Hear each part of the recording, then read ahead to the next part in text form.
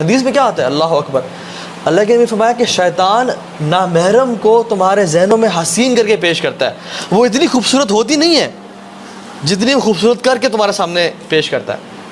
حتیٰ کہ انسان فینٹیسائز کر رہا ہوتا ہے کہ یار سبحان اللہ کیا بہترین نیچر ہے اس کی، کیا خوبصورت ہے یہ، کیا اچھی عورت ہے یہ، اتنی ہوتی نہیں ہے. تو شیطان اس کے بارے میں وہ کر رہا ہوتا ہے، حتیٰ کہ آپ کے دل میں اس کے لیے پیار محبت ڈیولپ ہو جاتا ہے.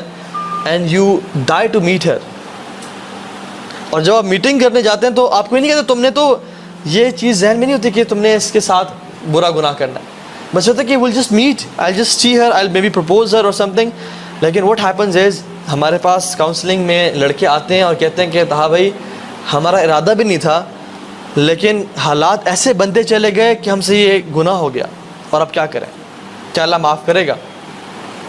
اور پھر آتا ہے اور کہتا ہے کہ اب تم نے اتنا بڑا گناہ کر لیا، اب تم اسے چھوڑ دو گے یا تمہیں اللہ تعالیٰ معافی نہیں کرے گا؟ تم کس طرح رب کے سامنے معافی مانگو گے؟ تم نے تو یہ پرومس کیا تھا کہ میں یہ گناہ نہیں کروں گا. تو اللہ سے بھی نا امید کرتا ہے. آدم علیہ السلام سے اس نے یہ گناہ کروایا نا، لیکن توبہ کروانا، کیونکہ فرسٹ ایکسپیرینس تھا اس کا آدم کے ساتھ علیہ السلام، توبہ کروانا جو ہے نا اسے نا امید نہیں کر سکا. آدم علیہ السلام نے کیا کیا؟ ربنا ظلمنا انفسنا وان لم تغفر لنا وترحمنا لنکونن من الخاسرین. تو اس نے ارادہ کیا کہ آج کے بعد میں ان کو گناہ بھی کرواؤں گا اور کہوں گا کہ تم اس منہ سے توبہ کرو گے. 100 چوہے کھا کے بلی حج کو چلی. یہ جو باتیں ہیں نا کہ اللہ سے نا امید کر دینا، دس از ہاؤ شیطان پلیز. تو وی ہیو ٹو انڈرسٹینڈ کہ ہم نے شیطان کو ٹیکل کہاں پہ کرنا ہے. The first thought comes to our mind, اس کو وہیں پہ روکنا ہے. اور ہم بات کریے کہ ہمارے بیہیویئرز کس طرح بنتے ہیں. چلا second thing is whenever you do some wrong action, whenever you sin, حدیث میں آتا ہے کہ ایک ڈاٹ کالا دبا دل پہ لگ جاتا ہے. پھر ایک اور گناہ کرتا ہے، دوسرا دبا، تیسرا گناہ کرتا ہے، ایک اور دب، اور وہ لگتے لگتے لگتے حتیٰ کہ انسان کا سارا دل کالا ہو جاتا ہے اور اس کو پھر کچھ سمجھ نہیں آتی. پھر وہ قرآن پڑھتا ہے اس کو رونا نہیں آتا.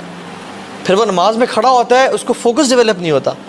پھر وہ لیکچر سنتا ہے، لوگ رو رہے ہوتے ہیں، اس کو رونا نہیں آتا. وہ کہتا ہے یار مجھے کیا مسئلہ ہے، مجھے اثر نہیں کر رہی چیزیں.